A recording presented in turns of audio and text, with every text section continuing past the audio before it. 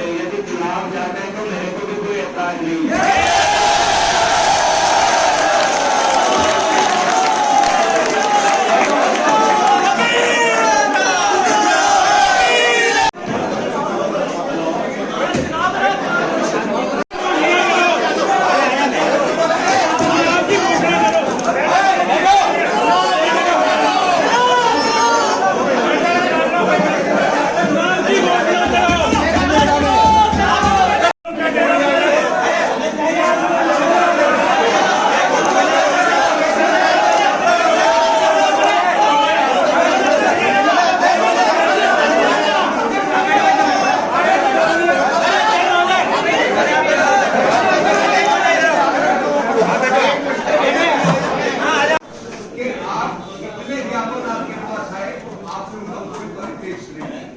अगर हमने ये कह दिया कि सब बार का चुनाव जो है समय पर हो, 271 बारों में राजस्थान में चुनाव हो रहा है, एक बार में नहीं हो रहा, आपके पुष्कर हो रहा है, आपके रेवेन्यू बोर्ड में हो रहा है, और 271 बारों में चुनाव हो रहा है।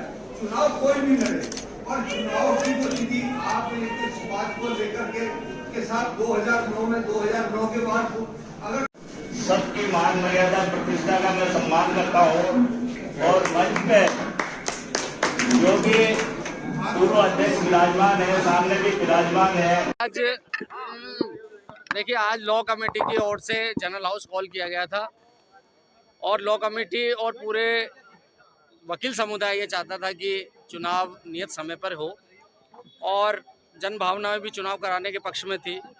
उनकी भावनाओं के अनुरूप और बार की एकता अखंडता को अक्षुण्ण रखने के लिए, बार के मान सम्मान गरिमा को बनाए रखने के लिए जनरल हाउस में सबसे पहले इस्तीफा मेरे द्वारा दिया गया, और उस इस्तीफे के पश्चात चुनाव की घोषणा की।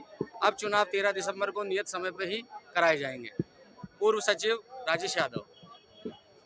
देखिए, चुनाव जो है 271 बारों में हाई कोर्ट के ऑर्डर्स हो रहे थे। हमारा कोई संविधान नहीं था, पर एक जिद थी कि हम चुनाव नहीं कराएंगे। हमने उसके लिए मांग की, ज्ञापन दिया, और मैंने तो व्हाट्सएप पे डाला था। उसको इन्होंने बार की गरिमा के विपरीत माना, और बार की गरिमा कल इन्होंने हमको निलंबित किया। वो अपने आप लॉ कमेटी ने उसको भंग कर दिया। आज हमारे बार के अध्यक्ष जी, इन लोगों ने आकर के चुनाव की घोषणा कर दी है। अब कोई विवाद नहीं है, और हमारे निलंबन फिलंबन जो थे इन्होंने भी रद्द कर दिए। वो लॉ कमेटी उससे सुपीरियर है, वो रद्द कर चुकी है। तो अब जो भी राजस्थान में चुनाव होंगे उनके साथ ही चुनाव होंगे। तो अब कोई विवाद का कोई भी, और अब जो आगे जो भी होगा 13 दिसंबर को, अब जो अध्यक्ष बने वो संविधान बना ले।